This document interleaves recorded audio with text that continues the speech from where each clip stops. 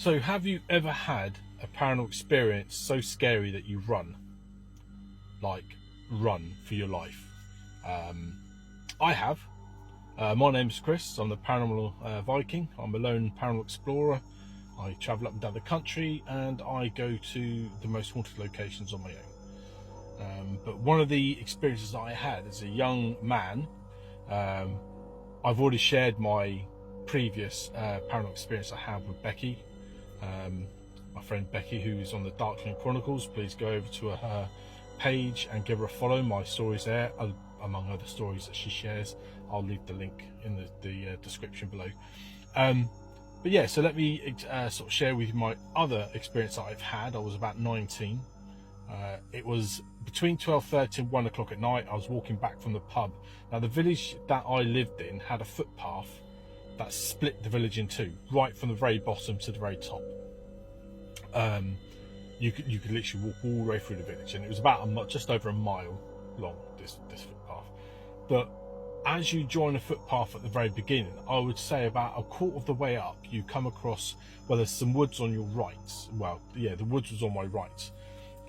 And there's a bit where it stops, but we had an entrance to the woods where we always go in there as kids and explore. And then it goes up a steep kind of like footpath or grass, kind of like embankment, which goes up by about 50 foot. Anyway, so I'm walking home from the pub.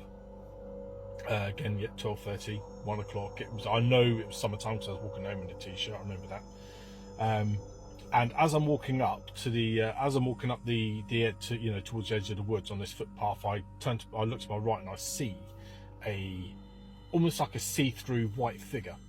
I couldn't make out any features, but 100% right at the entrance of the woods was a see-through white figure, like very kind of smoky, whispery kind of thing going on, like an effect of sort.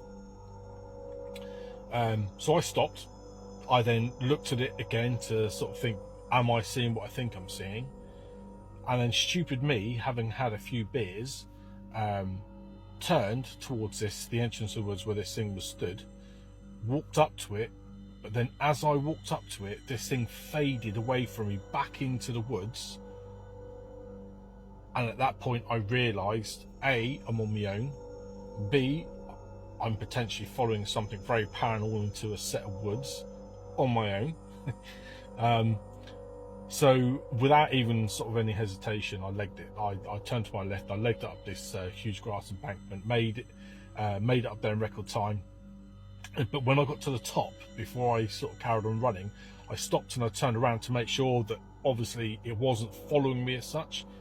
But as I turned around, about, I don't know, 30 feet out from the set of woods, the actual spit of the woods, this figure was now on the grass verge where I was stood, watching me. I could clearly see the shoulders and just about make out the arms, and the legs were kind of like, I don't know, distortedly kind of smoky type thing. And at that point, without even knowing it, my legs have already started to run and I was off. Got home within less than 30 seconds. I think I would have beat Linford Christie on that particular night. I'm pretty sure of it. But yeah, that was one of my experiences that I had, that led me to really get into the paranormal. Even though I've been doing some paranormal sort of investigations with my friends prior to this, in terms of like, we used to drive to the set of woods, or we had some abandoned hospitals. We were doing it for a laugh. We weren't really taking it seriously. We were just being, teenagers in cars, etc. Yeah. So let me know if you've had an experience like that made you run for your life. Have you got any videos on your on TikTok or another platform that you want to tag me in? Please do. I'd love to see this experience that you've had, or hear about the experiences that you've had. So yeah, again, don't forget to like, follow and share my content.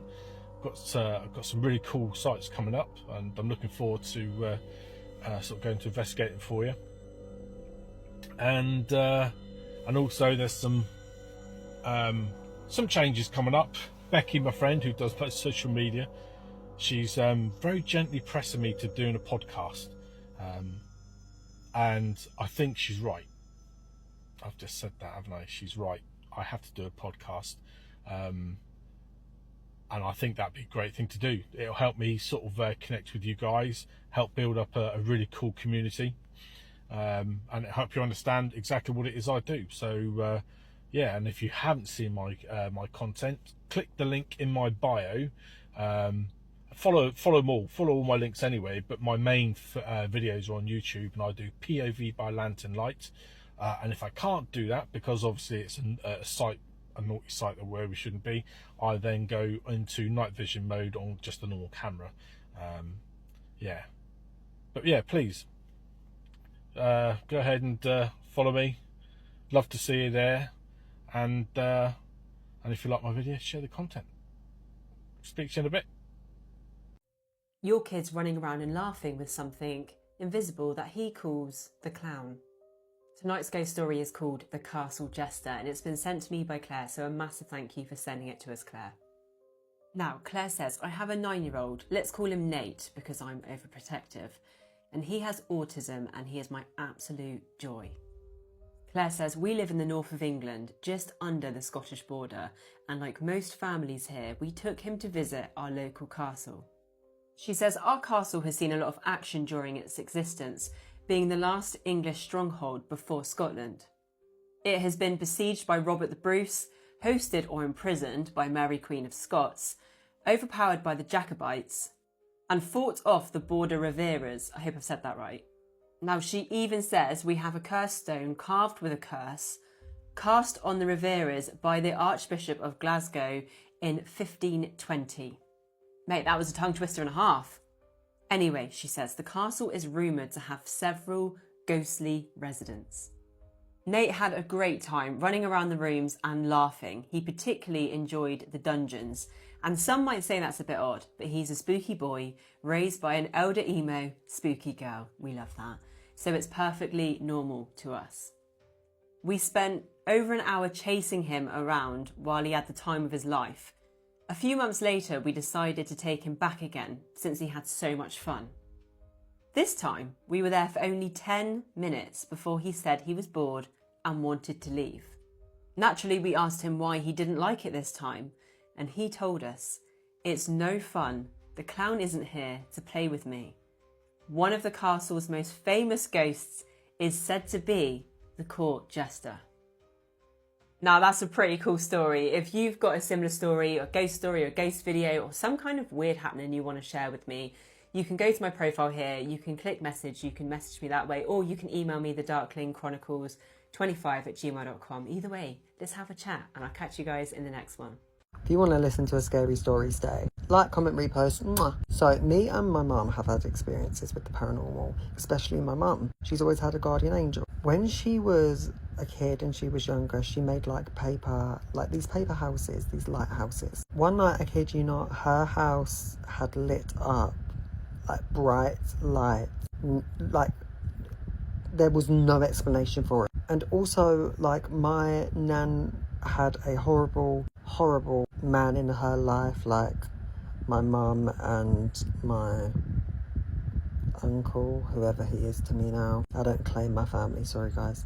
Their dad was, harsh on my nan, and she went through a lot. You'd expect with somebody who's been through so much to empathise with people, but no, not all people are like that. I don't speak to any of my family. But when my nan was going through, the domestic violence with Steve, we see you, Steve. My mum actually used to have a spirit or like an angel that would hug onto her. I know it sounds really fucking weird and creepy, and I'm not lying, okay? Like, she swears by it. She would have a spirit that would comfort her and hug her when things were happening. It's absolutely fucking insane. I've also witnessed things that, I've actually been too afraid to tell people, or I've told very few people. And I'm I'm into the universe and, like time, space, quantum physics, and just all of that shit. And science never lies, but the things that have happened to me and the people around me make me question 101 things. One thing I've always questioned is like, Maybe, has my mum been either protected by a guardian angel, or has she been groomed by like some type of entity or demons? Like, because I know that's possible.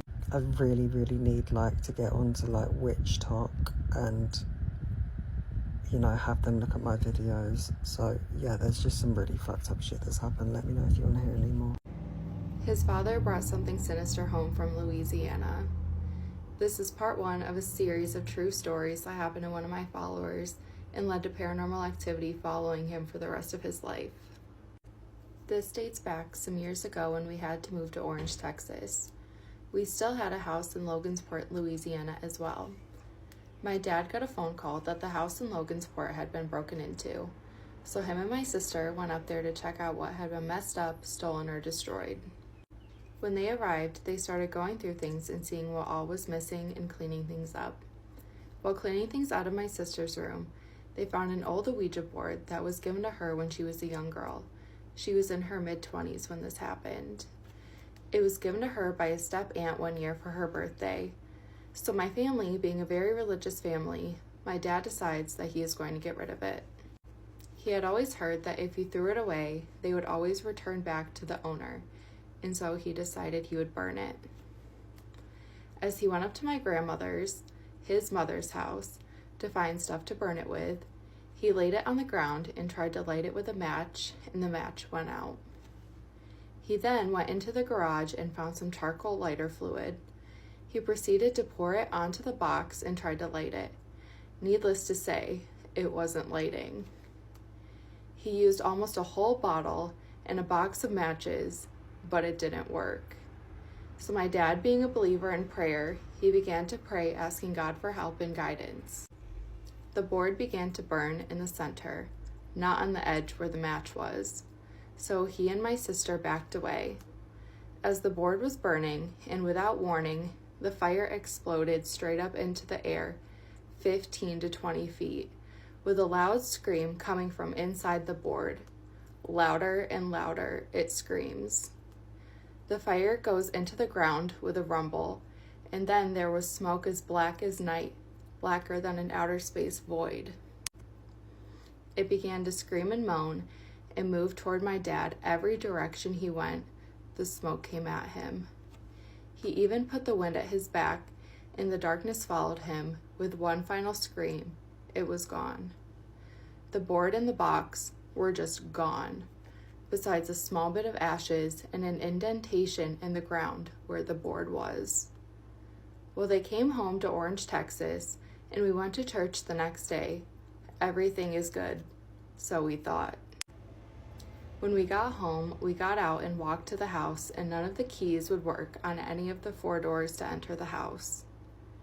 My dad thought of the one door that led to the kitchen that was not in the best of shape, so he could just bust in and replace it later. So my dad proceeded to push on the door to gain access. Usually when you push on things, they tend to fall away from you. But as he pushed on the door, the window shattered out onto him like something was thrown out of it. We go inside and my dad feels like something is running down his leg, so he sits in the recliner and removes his slacks he wore to church. Blood was pouring out of a wound on his leg that he never felt any pain from. It had bled so much you could pour the blood from his shoe like you were pouring a drink. He had no snag in his slacks, no blood on any glass, no meat from the wound. By the way, it was 2 to 3 inches long and 1 inch wide and at least 1 inch deep. That's not just a cut. So we bandaged him up and tried to make the best of the rest of the day. Little did we know, this was the beginning of a lifetime of hell on earth. The hell house is what we called it. We had no way of moving because we had rented this place from my step-grandfather because my dad's job relocated him where they needed him. These were old naval barrack houses that he purchased. We rented both sides and made it one big home. Sometime after, we noticed that weird things were happening around the house. It was late one night and my dad and I were in the living room sitting on the couch watching TV. We heard clicking coming from what we thought was the wall. The couch was located next to the front door of the main entrance to the home. It was wintertime and all the house was sealed because of drafts in these old houses. We covered the windows with plastic wrap and duct tape. There was one radiator heater that was used because of natural gas prices. The clicking got louder and louder, and the front door just opened by itself. The main lock was still locked, sticking out, not bent, not broken, just like it had been when the door was shut. The lock was one of those barrel locks you lift and slide the latch. My dad got up and whoosh. This blast of cold air went through him, but the glass outer door was closed, so there shouldn't have been wind. He stumbled back and looked at me and was confused by what just happened. He closed the door again, locked it, and sat back down. That's when he took a piece of paper and put it in the doorway of my sister's room to check for drafts. We sat down on the couch and started watching TV. My dad says to me, "Watch the paper, it's moving." And when I turned my head to watch, the paper wasn't moving. I thought my dad was messing with me and trying to spook me. So I said sure and turned back to watch the TV. Again, my dad said the paper was moving. I turned to look at the paper and nothing. He said, "Watch it out of the corner of your eyes. Don't move your head." He was right. It moved a lot, but when we moved our heads, it stopped. So my dad says, "Just stare at it and see what happens."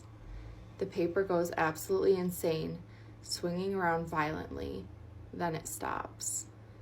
My dad gets up to see if there was a draft, and it stopped. No draft anywhere. Then the door flew open again, the barrel latch still in locked position. That night, after my family gets home, we go to bed, and my brother comes to my room and says to leave him alone and go to sleep. I had already been sleeping and had no idea what he was talking about. He said, "How did you get from Tim's room so fast anyway?" I said, "What are you talking about?" He said, "You were jumping on my bed, and when I turned over, you ran into Tim's room." Tim is a cousin that lived with us. I told him to go back to sleep. He was having a bad dream. He stated, "How can it be a dream when I'm awake?" We all go back to bed when I hear him run into Tim's room and flick the light on and start yelling at me and Tim. I walk down the hall and ask, "What now?" He says someone is jumping on his bed. We look around and nothing. So I go and lock my door and go back to bed. As I lay there trying to sleep with my music playing on my headboard, I notice that my door began to rattle. I yell at the door and tell them to leave my door alone, and it stopped. I lay there some more, trying to fall asleep, and it shakes violently this time. I yell out to stop, and I hear glass shattering. I get up to turn my light on and see that my full-length mirror is shattered, spiderwebbed like something or someone had punched it. Although nothing else happened that night, I didn't sleep either. I told my dad about it, but I never took it down. The next day was Saturday, and my brother, my cousin, and I were at the house alone. I was smaller then, and when the heater went off and cooled enough, I would sit on top of it. But that day, I chose to lean against it and was making my mother's owl wind chimes ring out. They were ceramic, so it was a peaceful tone. Suddenly, we heard a loud crash in the back part of the house. We walked to our rooms to see what it may have been. Nothing in my room and nothing in my cousin's room. But my brother calls us to come to his room. Let me paint this picture for you. My brother made the other living room his bedroom, and the other kitchen was storage, so his room was larger than a regular bedroom. He had a lot of figurines of eagles and trophies. On top of his chest of drawers, he placed a mirror that was for a dresser. The dresser no longer existed. Well, the mirror took 2 people to put on the chest of drawers, and it was across the room on a chair facing down. If you want to hear the rest, you'll have to come back for part 2. This is part 2 of my follower's story about his dad bringing something sinister home from Louisiana. If you haven't watched part 1, make sure you go to my page and watch that first. None of the trophies or figurines had been moved. We know that because my brother never dusted anything, and nothing else was out of its dust. It was overwhelming to say the least, but we dealt with it. My dad was the only person hurt by whatever this was, but unfortunately, I was the next target. Not much was happening out of the norm of lights being turned on by themselves or stuff being moved. But one night, I had my first encounter with sleep paralysis, and it wasn't fun. I had fallen asleep with my lights on and had awakened in my bed, but I couldn't move. I could look around with my eyes, but not move my head. I noticed black spots floating all around the room, on the bed, the walls, and the ceiling. And all of a sudden, my arms shot straight out to the sides of my bed, pulled tightly. My legs stiffened and placed one on top of the other. 1 foot propped, one on top of the other. I saw a huge black shadow floating from my feet just up to my face. It rolled to show its skeleton face, laughing like I had never heard before.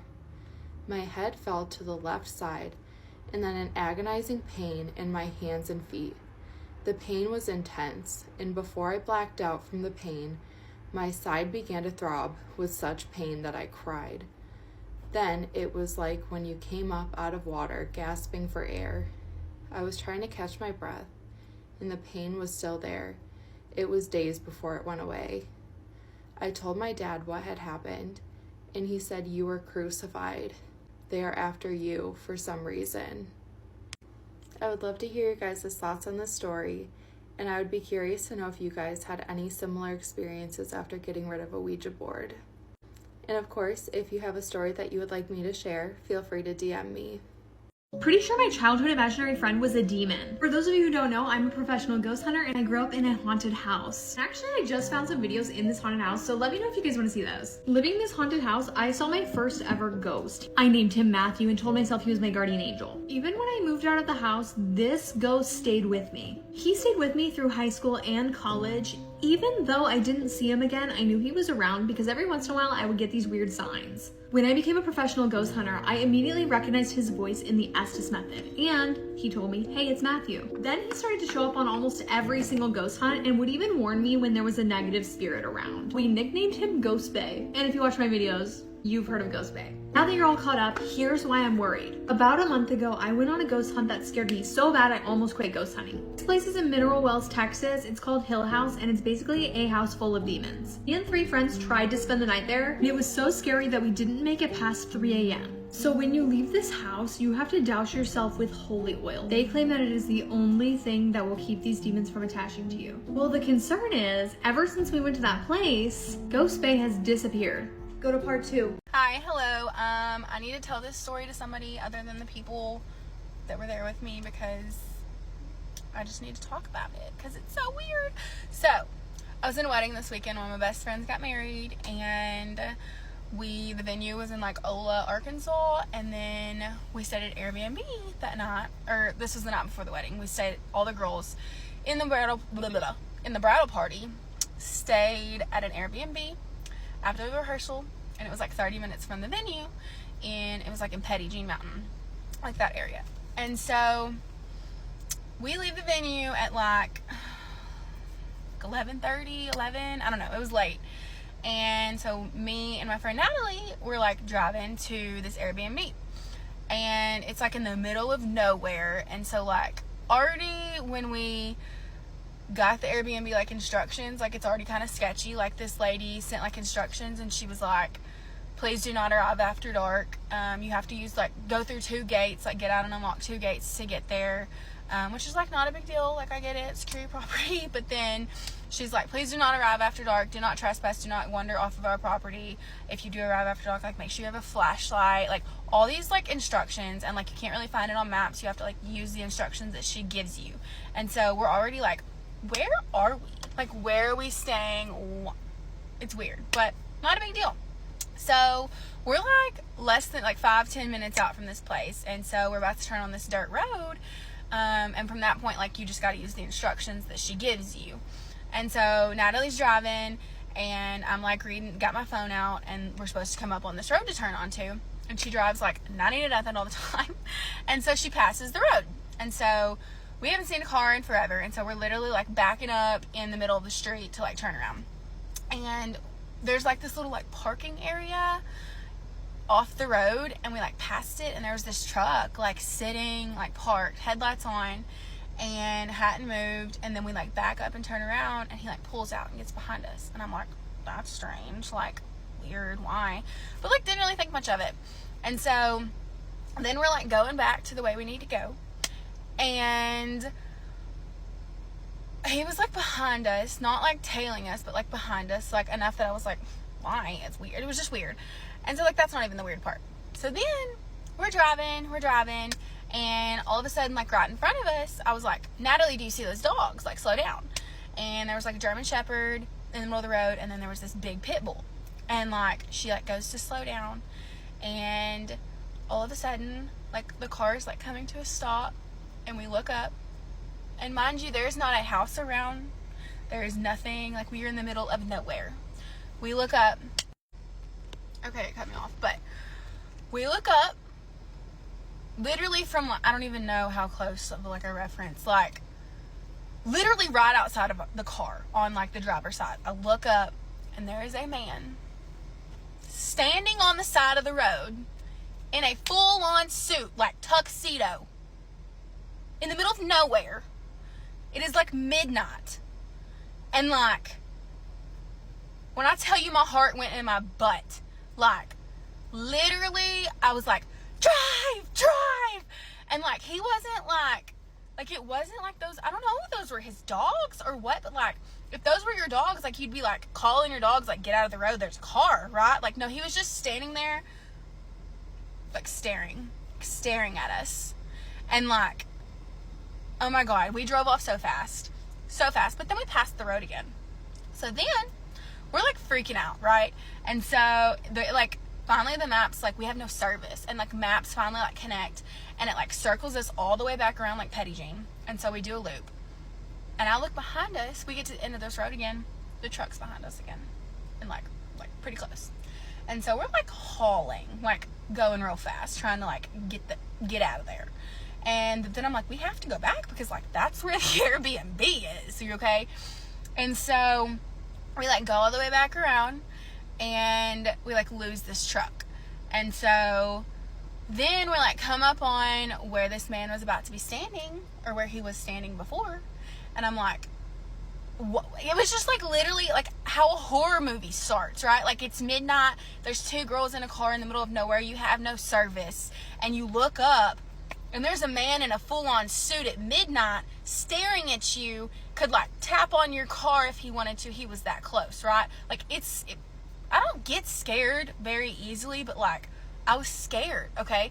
And so we like come all the way back around the mountain, and I'm like, if this man is still there, right? Like, and so we like, and of course he was gonna be there. Where would he have gone? Like, there was no vehicle, there was no house. Like, what are you doing out in the middle of nowhere?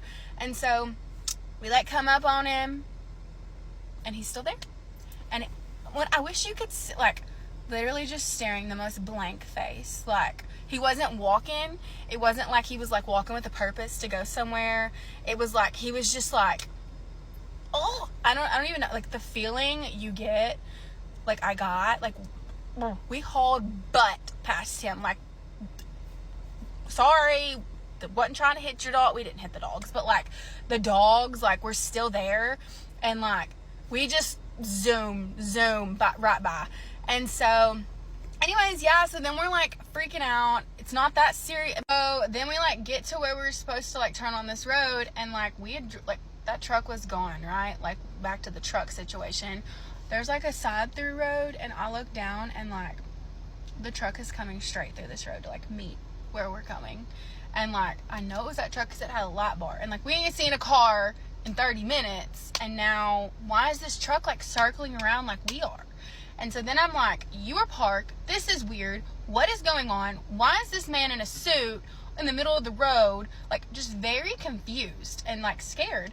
And so we get on these directions and you're already like so scared. And so because of what just happened, and like dirt road, middle of nowhere, and then we have to like literally drive through like a cornfield to get to this driveway. And like when I say cornfield, I mean like corn stalks, like I don't know if they were actually corn stalks, but like 12 feet tall. And then I'm like there was literally just an opening for a car to go through to get to this house in the middle of like nowhere. And so then I'm thinking like this really is like the end for me. Like this is a horror movie. Someone's about to jump out in the middle of this like cornfield, and like we're done. Like that's it. But like looking back, it was like really like we were in a vehicle.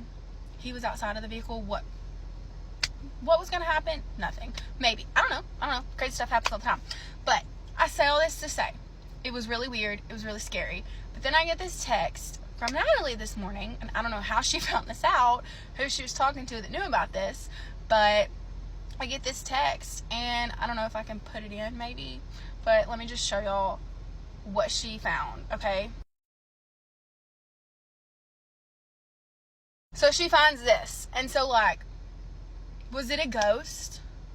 Did we see a ghost on the side of the road in Pettigee, like in Pettigee Mountain? Was that what happened? Because why is it me? Like why do we have so scary? So like rest in peace, buddy, but like stop scaring people. Why are you standing on the middle? Why there? And like why at midnight? And like why are you still in a suit? Just like the strangest thing ever. And maybe it wasn't a ghost, maybe it was a real person, but maybe it was. And like how crazy is that like I don't know, just had to share that though, that happened, and it was really, really scary. So if anybody sees a man in a suit near Pettigee Mountain just minding his own business, staring at people as they drive by, there you go. It's the dead man who just, I guess, haunts Pettigee Mountain area, which is really weird, but yeah. It was 4:43 a.m., and the noise jolted Lewis awake. It sounded like a giant truck revving its engine right outside their bedroom. Exhaust fumes were wafting through the window. So his wife woke up, and she's asking, like, what is that? What is that noise? And they're both extremely groggy because their daughter had actually come into their bed around 1 a.m., and so they both had gotten poor sleep. So he makes a joke and just says, it's the start of the apocalypse, like just go back to bed. So his wife gets up and she says, there is no way that I can sleep through this racket, and she opens up the curtain. She sees her neighbor across the street mowing his lawn at, again, 4:43 in the morning. So she says, tomorrow you need to go over there and have a talk with him because this isn't okay. Then their daughter wakes up crying, so they just accept defeat that they're probably not going to get any more sleep tonight. So Lewis says, I'll talk to him after I have some coffee. His wife Vanessa says, bring me some too, and their daughter basically wants him to bring her candy back to bed. The last thing he wanted to do at 4:45 in the morning on a Saturday was be awake right now and be making coffee. But he did it anyways. He went to the kitchen, he started his coffee, he went out into the living room and looked out the window. And there he was. There was Mr. Limsky across the street mowing his lawn.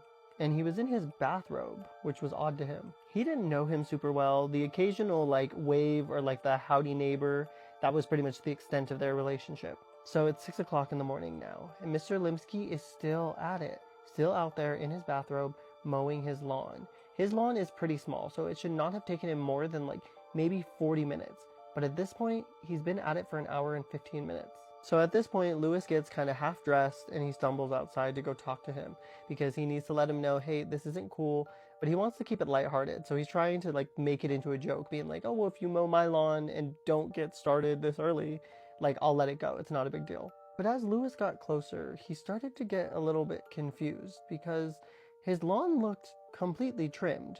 It was almost like he was going over it a second time. So he starts waving his hands in the air to get his attention, but Mr. Limsky does not look at him. He just keeps staring straight like he's in a daze. So he shouts, hey, and Mr. Limsky obviously can't hear him. He can barely hear his own voice over the sound of the lawnmower. So at this point, Lewis walks over to him, still saying hey, and taps him on the shoulder. But Mr. Limsky still does not acknowledge him. He just stares straight, keeps pushing his lawnmower. So he tells himself, I'll just catch him when he finishes, because he's clearly in the zone right now. So Lewis shrugs and he goes to turn back toward his house. But before he does, he notices urine coming down Mr. Limsky's leg. And so now he's starting to get really concerned. He went back over to his house and Vanessa was already in the doorway and asking like what happened. And so he explains like he's not paying attention to me and he's at this point wet his pants. At this point they're both a little bit concerned, but there's not really anything that they can do because all he's out there pushing the lawnmower, so he's clearly like able to. He's not struggling, but they're just a little bit confused by his behavior. So Lewis tells Vanessa though that the strangest thing is that his lawn is already mowed. It looks completely clean. But Vanessa's like, maybe he just missed a few spots, so he's just going back over it again. But Lewis is not content with that answer. So they're debating if they should like call somebody, but they don't really know who to call. It's 8 o'clock now, and Lewis just finished cooking the bacon. And Mr. Limsky is still out there mowing his lawn. This must have been like the 5th time he was going over it. So Lewis says, after breakfast, let's go somewhere. It's a beautiful day outside, like there's no sense in being cooped up in the house. But then their daughter goes over to the window and looks out and asks, why is Mr. Limsky still mowing his lawn? And they didn't really know what answer to give her. So Lewis asks his daughter, like, do you want to go to the playground? Should we go do something? And obviously his daughter is excited. But Vanessa says, hey, I just want to stay home. I'm going to try and like get some sleep again. So they head to the playground. And about 9 o'clock, Vanessa texts Lewis saying he's still mowing and I can't sleep. Then 9:30, this isn't normal. I'm starting to get a little bit concerned. Then around 10 o'clock, she texts, I went over there to go and talk to him. And it's like he's in a trance. Can you please come home? So he sighs, packs up their things, and starts heading back toward the house. And at this point, he's starting to feel just a little bit uneasy about this whole situation. As they turn back onto the street, he prayed that Mr. Limsky would be done mowing his lawn and everything could go back to normal. But of course, when he pulls onto the street, he sees Mr. Limsky again. He pulls into the driveway, turns and looks over toward him, and now he's seeing like a brown streak running down his leg. But it was kind of hard to tell because he was under the shade of the old apple tree on his yard. The second he walks into the house, Vanessa is exhausted. She says, please just make it stop. So they decide that they're gonna finally call the police. After a little bit of arguing about who was gonna call, Lewis finally says, fine, I'll call. But what's really confusing to me is, how hasn't he ran out of gas? And Vanessa says, I've been watching him. He has a can of gas in the driveway, and occasionally he'll go and grab it and refill back up. But he's doing it while he's still pushing the lawnmower. Lewis says this was a very awkward police phone call because he's trying to figure out exactly how to explain this in a way that actually sounds concerning. But thankfully, they agree to come and send somebody out. So about 15 minutes later, a cop pulls up in front of Mr. Limsky's house, and a single cop gets out and walks over to him. The cop is waving his hands and shouting and trying to get Mr. Limsky's attention, but he can't. So he decides that he's going to walk over to him and grab him by the shoulder. He spins Mr. Limsky around kind of forcefully, and finally, for the first time in hours, Mr. Limsky lets go of the throttle. The lawnmower stopped moving forward, but it was still running, and that was because he had taped down the safety shutoff. What happened next was horrifying. As Mr. Limsky and the cop are standing face to face, Mr. Limsky opens his mouth, and it looked like something came out of it and moved towards the cop's mouth. But his daughter was watching, so he slammed the curtain shut. So Vanessa comes out of the room and she says, okay, like what's going on? Did the cop arrive? What's happening? And Lewis is shaken. And so she says, honey, like, are you okay? Like, what's going on? And from outside, you can hear a new sound on top of the lawnmower. So Vanessa opened the curtain, and Lewis slowly turned his head to look out. And now the cop was going around the old apple tree with a weed whacker. And Mr. Limsky is back to pushing the lawnmower. It's 5 p.m. now, and now there's 4 cops outside of Mr. Limsky's house, all doing various tasks around the yard. The one that concerns them the most is he's going around with a spray bottle with blue liquid in it that I guess Mr. Limsky had thrown up and put into the bottle. Lewis does not know what's happening, but he's petitioning for him and his family to get in their car and drive to Vanessa's mom's house in Florida, because clearly there is something taking over.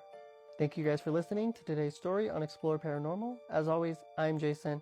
Let me know in the comments if you want to hear part 2 of this story. Go ahead and give me a follow so that way you don't miss it when it does come out, and I will see you guys on the next one. Bye. Story time while I try to fix this strawberry shortcake store-bought slime Appalachian Mountain edition. I get these slimes from 5 and Below, y'all. 5 and Below. It's been so... Okay. I'm gonna crash out. Natalie spends the summer in the Appalachian Mountains. Ooh, I don't have a smell. It smell like they tried to put smell in here. She be spending the summer with her grandma. So she practically grew up. Oh my gosh, ew. She practically grew up in the Appalachian Mountain like region. Like she knows about the stories. It's like super sticky. This is the first one that's been like bad. Natalie knows not to go outside at night. She knows not to whistle in the woods. She knows what could be lurking in the forest, though she never really believed it. It's literally sticking to everything. Like, I swear I'm not over-exaggerating it. Like, okay. Natalie ends up making a friend called Star. Now, Star, she knows nothing about the Appalachian region. Though she's heard stories on TikTok and on Instagram, she's never really freaking believed it. And yes, we had to pull out the big guns because this slime is super sticky and yeah. Summer and Natalie click extremely fast, and Natalie tries to warn Summer of what could await in the forest. But Summer's one of those girls who don't follow nobody. She don't care what nobody gotta say. She gonna do what she wanna do. Now, Natalie's grandparents were going to be leaving her the house because they were, I think they were going to be gone for the weekend. I actually have to go check. Yeah, y'all, they were going to be gone for the weekend. So Summer ends up convincing Natalie to do things she knows she ain't supposed to be doing, like going outside at night. I'm gonna try my hardest to save this slime. It's just like a bit unactivated. When Natalie invites Summer over, they're having a good time. Like, all day they're having fun. They're eating marshmallows by the campfire. By a certain time, Natalie knows she's supposed to be in that house and she's not supposed to be outside. But what does Summer do? She peer pressures her. Summer tells Natalie that they're gonna tell like a little scary story time, because what could happen? Who is gonna hurt them out here? Like, nothing, ghosts don't exist. They're telling scary story times by the campfire when they're supposed to be inside, when all of a sudden everything goes quiet. They can't hear nothing. No bug, nothing. Everything is silent. That's when Summer gets the bright idea to whistle. Now, there's a lot of stigma around whistling. Some people say whistling calls the devil. Some people say you're not supposed to whistle in the house because it can call the devil. There's a lot of stigma around whistling. But one thing I know you're not supposed to do for sure is whistle in the middle of the Appalachian Mountains. Okay? I think I fixed it to an extent, but it's still like, you know, it's not as sticky. I feel like I did a good job by like adding more glue and activating it. And now I'm going to add these little cute little bead things. I accidentally said the story wrong. She whistled before everything went silent. My bad. So when Summer whistled, everything goes quiet. And it's so quiet that you could literally hear a pin drop 10 feet away. Like, that's how quiet it is. So when Summer whistles, Natalie like tells her stop doing that. And she doesn't listen. She keeps going. Summer only stops when she hears her name being called. Now, Natalie can't hear this. Only Summer can. And then they both hear a creak, like someone stepping on something in the bushes. Because in the backyard of Natalie's grandparents' home, it's nothing but woods. It's literally woods. That's why they have a rule that you're supposed to be in the house before nightfall. The creaks and the cracks start getting louder and louder and louder and louder to where it sounds like it's by the edge of the bush line. This is where they both hear this screeching, almost ringing sound and it's like hurting their ears. So they both run inside. They made it inside just in time, because guess what they see coming out the bushes? Something on all fours, pale white, mouth open. I'm done. No. They watched that thing all night right before sunrise, and it went right back into the woods. Natalie never seen that thing again, and she stopped talking to Summer after that. I would too. I mean, I don't know what's with all these story times of people just like completely disobeying like a rule that certain people follow in a certain area, but y'all need to stop. I think I did fix this slime because, yeah, like, I know her name is Blueberry Muffin before anyone says she's not Strawberry Shortcake. She's a part of the Strawberry Shortcake friend group. Bye, guys. It's been so long I almost forgot, but get your money's worth and let it drain. Bye, guys. Dating over 50, I thought this guy ghosted me, and I just heard from him this morning via text. So I'm going to tell you exactly how I'm going to respond to his text after thinking he ghosted me, and I'll give you a little bit of the backstory. I've already shared it on a couple previous TikToks, but basically, we went out on 4 dates. We had 2 dinner dates, 2 walking dates. On the last walking date, which was our 4th date, he asked me to go out that following Saturday night. He said he had a friend coming in town. He was like, it'd be fun if you went out with us. And I was like, okay, that sounds fun. But in my mind, I was thinking, this is the guy that took the roadies. And for those of you that don't know what a roadie is, it's basically you take an alcoholic beverage in a to-go cup in the Uber on the way to the date. Well, he showed up with a roadie on dates 3 and 4 or whatever, dates 2 and 3, the dinner dates that we went on. And I could just tell this guy's a heavy drinker. He's a partier, he's a heavy drinker. That's not my scene, that's not my deal. I'm not doing that again. So even though I really liked this guy, we had lots of chemistry. He kind of checked a lot of the boxes, but I just can't do that to myself again. I'm not going to allow myself to choose a man that drinks a lot, because I spent many years trying to get guys in my life to not drink, and I'm just not doing that anymore. And so we're not compatible in that regard. So even if he were to follow up and say, okay, I'm just confirming Saturday night, I'll pick you up at 6. I was going to say to him, like, I just don't think we're compatible. I wish you the best, but I thought I didn't have to say that because I didn't hear from the guy. So he did text me that week, like twice, but just like random check-in texts, like not about confirming Saturday night. So then Saturday night rolls around, he'd never confirmed the date, so we didn't go on the date. And so I'm thinking this guy's ghosted me. And so actually at first I was hurt, obviously, like my ego was hurt. But then I was like, actually, this is a blessing in disguise. It's always God's protection when somebody rejects me, so that's fine. I kind of got to that point. Plus, anyways, I was going to not go out with him anyways, because like I just shared, I don't think we're compatible in the, drinking area or whatever. But I honestly thought he ghosted me because I hadn't heard from him. So that was 2 weeks ago. No texting, no calling, nothing. Then this morning he sends me a text. Good morning, Heather. I don't know. How is everything going? How's your grandbaby? How are you doing? I hope you're having a fabulous day. Like, very nice, okay? Very nice, very respectful, but I don't love the hot and cold communication. I don't love that this man asked me on a date, a 5th date on a Saturday night, never followed up about it. Basically, I thought he ghosted me, like I said. And so I could do a couple different things, right? One thing I could do is just not respond. But I don't want to do that because I like to tell people in a kind and direct way why I'm no longer interested in them, because maybe it will help him in the future. Maybe he could treat women differently in the future and not be so hot and cold. I don't know. That's just kind of what I think. I could also respond and play the cool girl, which I don't want to do that either, because that would mean that I acted as if it didn't bother me that he never confirmed the Saturday night date, and that would be abandoning myself, and I'm not going to do that either. So I'm going to stick to my standard, and here's what my text is going to say. I haven't sent it yet. I'm going to send it later tonight. And by the way, these are dark chocolate covered almonds. Love them so much. But basically my text is going to say this. I'm going to say, wow, I'm very surprised to hear from you, because when I didn't hear from you to confirm our date 2 weeks ago, I assumed you weren't interested in me, and that did not feel good. And since I do value consistent communication in a man whose words match his actions, I don't think we're a good match. Best of luck to you. That literally will be my exact word for word text back to him, because that's exactly how I feel.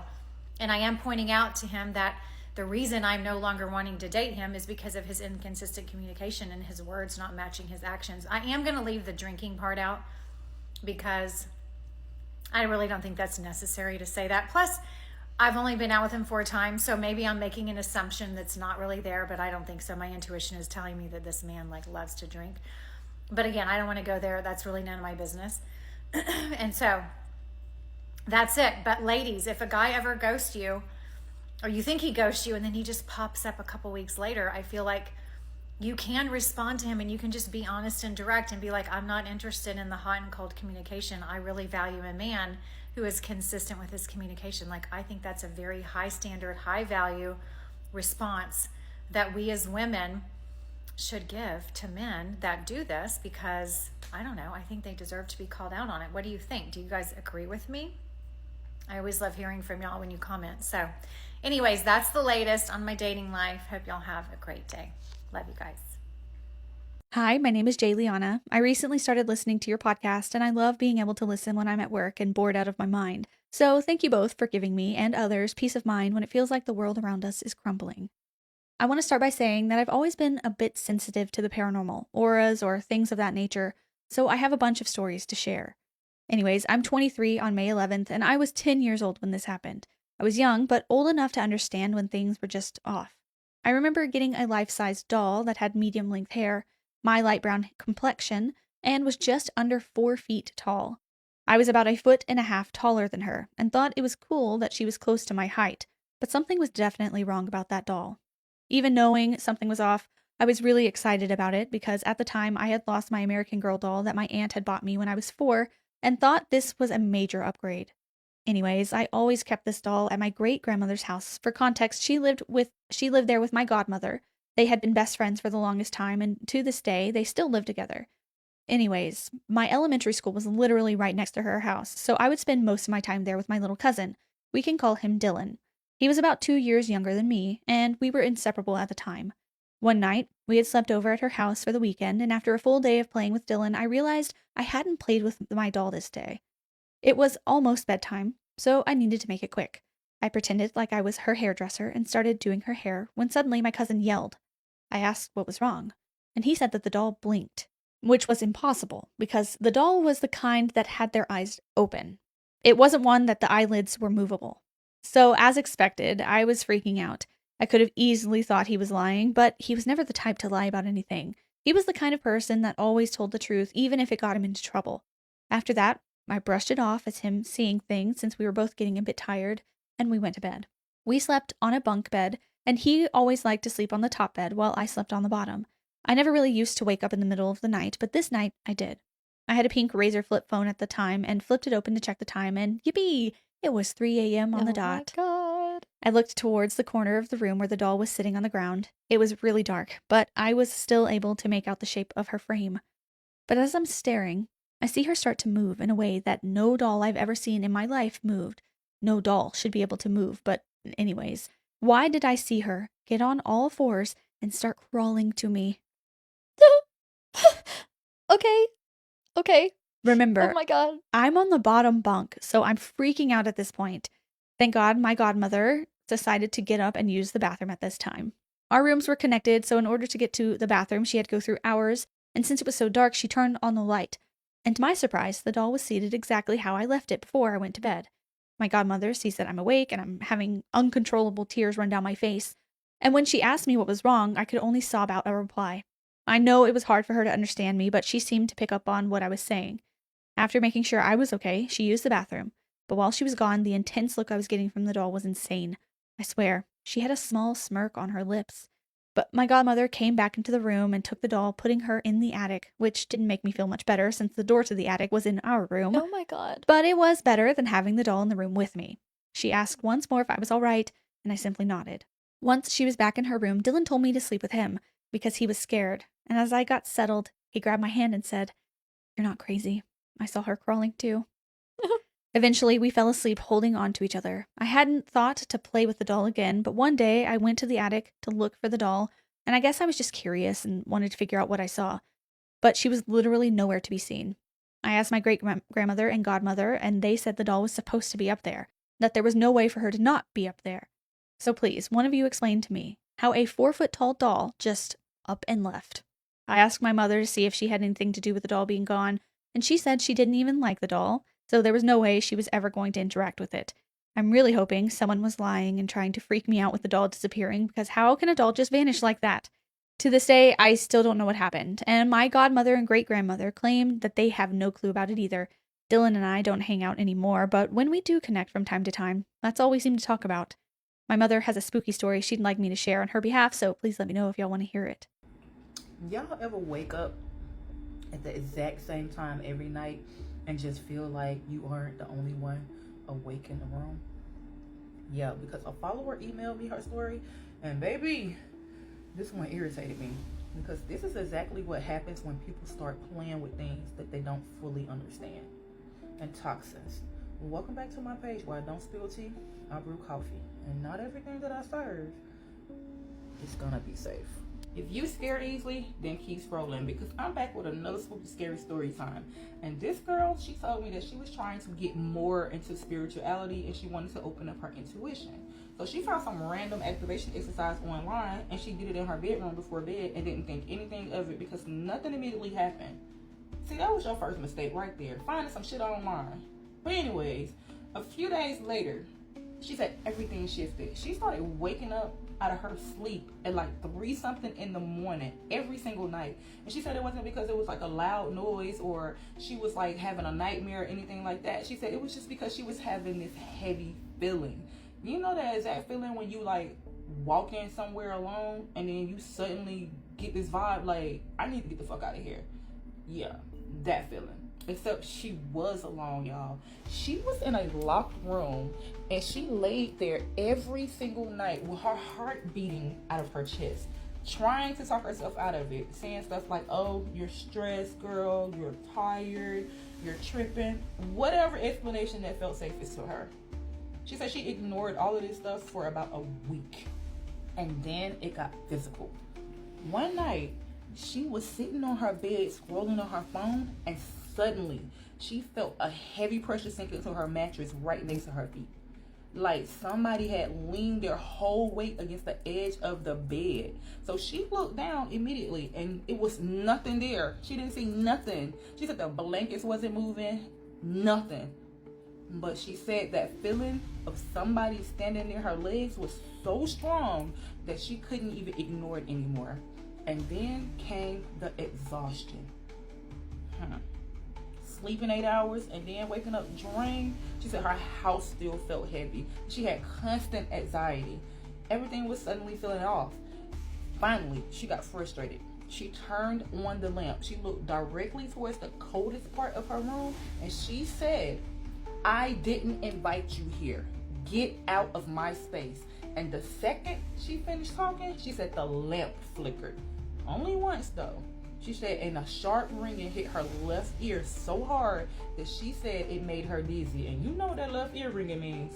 That was her wake-up call. Because when she realized something, maybe opening doors is easy, but maybe closing them is the hard part. See, the internet makes this stuff look trendy, but your vessel is still your vessel. And if you leave that front door open because you're curious, you can't be shocked when something eventually walks inside. Now tell me this. Have you ever felt like a heavy presence and then convinced yourself that it was probably just paranoia? Yeah, I know you did. And if you're one of them toxins that like creepy stories, uncomfortable conversations, and content that will make you side-eye your room before you go to bed, you know what that subscribe button is. It's over here somewhere. Yeah, I'm serving it black today. I want y'all to drink from a clean source. And I love y'all. See you in the next video. So listen to me. I need your honest opinions, please. Because my cousin, who passed away, she was married, left some money for her 2 children. And I'm the person in charge of this money. But then her husband reaches out to me, telling me that I need to give the money to him because he's their father. Story time. Like I said, my cousin has been married to her husband. And unfortunately, she hasn't been well. And while she was on her sick bed, she put me in charge and she said I should keep the money in a trust fund for her 2 children, and when they become the age that they need to go to university or whatever it is, whether they want to buy a house in the future, I should help manage that money for them so that they can do whatever purchases or whatever it is with that money. At the time, they were very, very young. She left a letter for her husband. Fast forward, this guy gets married, which is my cousin's husband. He gets married and he has got 5 children with his new partner. He finally got around to reading. This is how important this is to him, that he finally got around to then reading the letter. Clearly, it wasn't even important to him because this is his wife, his late wife's letter. And he only just managed to read the letter. And then he realized that she had left money for their 2 children. So he reaches out to me telling me that I need to give him the money so he can split the money amongst the children. That's including his new wife's children. Bearing in mind, this money is just for my cousin's 2 children. Now he wants to share the money with the other children. I said no. He's calling my late cousin names that she is selfish. How dare she like act like that and leave money for just her 2 children? People, make this make sense, because I'm struggling to understand. She knew fair well that he wasn't going to be using the money on their 2 children. Hence the reason why she left me in charge of this money. And this guy clearly proves it. The fact that you've got married and you've got your own children, which you struggle to look after, you barely are able to actually afford. And now you want that money that is left for these 2 children's, their future, so you can selfishly spend it with your new wife and your children. Wow. What would you do? Because to me, I'm just doing what my late cousin has asked me to do. Some people are saying that legally, because they were married, that money actually belongs to him, so he should really be getting that money. But she left this instructions and it's in a trust fund, so why should he get it? But what would you do if that was you? Please, honest opinions in the comment section below. Thank you. I can see that you've been wanting and needing a sign about your person. I can see that your person is feeling the same way about you right now. You may think that they don't care because of their actions and the way things have ended between the 2 of you. But I can see that it's their pride and it's their ego that's holding them back from contacting you right now. I can also see that this person is wondering, is this relationship the last? Is this it? Is it going to end like this? When you and this person met, it was like an old friend. It felt so right. It's like you guys knew each other in a different life, like a twin flame, a mirror soul. You and this person shared similar experiences and trauma. You and this person had very similar things happening, and the eye contact was crazy. And this person was all over you. And this person wanted things, and all of a sudden some things abruptly pulled them apart. This person is lost. Their past is breaking down. This person put up a wall in front of them. It feels like they're very guarded and they don't know how to release whatever it is that's inside, good or bad. So just nothing's coming out. Silence. And that's making you go crazy because you're not one of those people. You're a very good-hearted person. You know how to take care of someone. You know how to talk to someone. But you're wondering, why is this going on? And you don't want to be giving everything you have because you're not exactly sure how they feel. So you can't just go out there and admit and confess to everything. You don't want to make a fool of yourself. So it's telling me for you just to be patient and to hold on. They're going to come forward. They're going to come into your life, but then they're going to exit again. They're going to do that a couple of times. So you got to be very patient with it and hang in there. I have a lot to tell you, but it's too much to say right now on TikTok, right now. I could do it on a message, on a reading. Like, I have a message for you, but you have to come and get it. If you want to know more about what's going on, go to the link in my bio, purchase a reading of your choice. And once you do that, text me. You'll see my number there. Text me on WhatsApp, text me on this phone, whatever. It's all the same number. And say, hey, I've just purchased. Once I receive that message, I will reach out to you immediately, and then we can book a reading. I'll say, thank you for your purchase. What's your name? What's your time? In the meantime, like, follow, comment, share. I have 42 years of experience to tell you everything. I've been doing this for a long time. I'm not going to sugarcoat it. I'm going to tell you everything I see, good and bad. So if you want to know that, reach out to me. You won't be disappointed. Please like, follow, comment, and share. Thank you very much.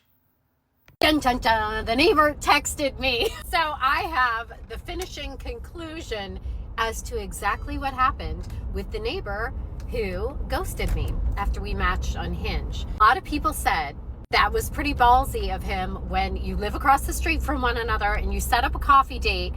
He sets it up at your house and then he ghosts you after a week and a half. And that's completely true, that it is ballsy.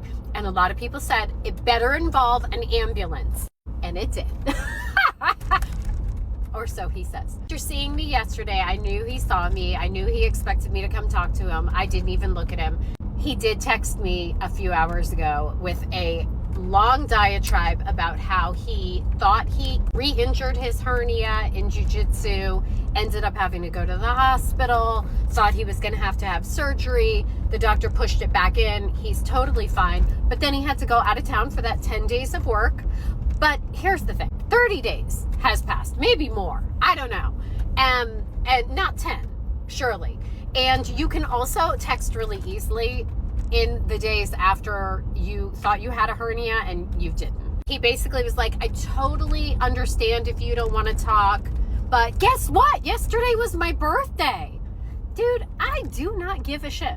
I have nothing invested in you in exactly the same way you had nothing invested in me. He's like, yeah, I get it if you don't want to talk. I don't. Bye.